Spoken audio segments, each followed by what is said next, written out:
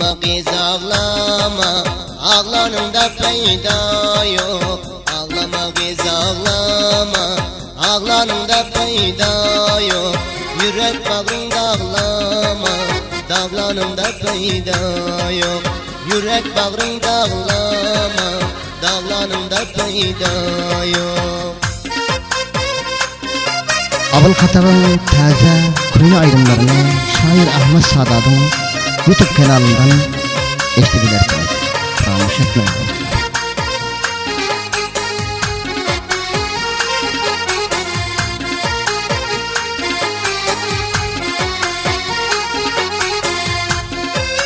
Uzak düştün ilinden, bu da haber halinden.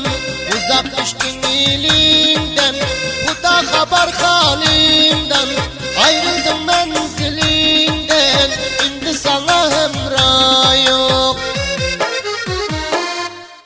Yaşlar akıp gözünde, dostun kalar izinde.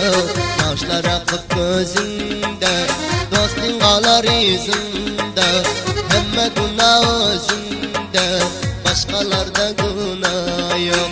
Hemme günah özünde, men fakirde günah yok.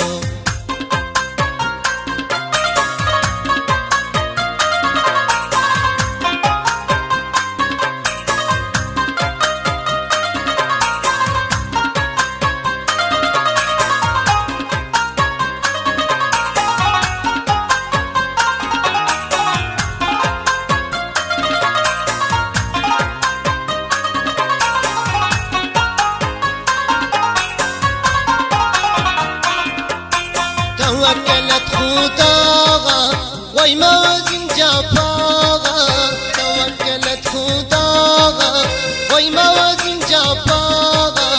Biz başta uzaklığa, enesinden fayda yok. Gittin menzilin taşlap, uzak yolları başlap. Gittin menzilin taşlap, uzak yolları başla. Benim dağlar gözü yaşla, ayrılığa dava yok. Benim dağlar gözü yaşla, ayrılığa dava yok.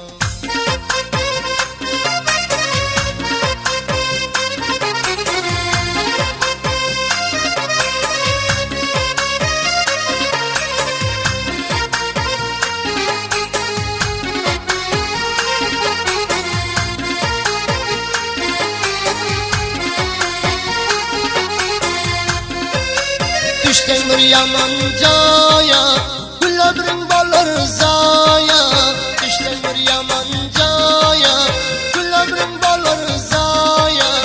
Ağlap yalvar Hudaya, şundan başka dava yok. Garip yar şiirler biter, bilenin haydi biter. Garip yar şiirler biter, bilenin haydi biter. Münçe bolma hunciger, ondan sana fayda yok. Münçe bolma hunciger, ondan sana fayda yok.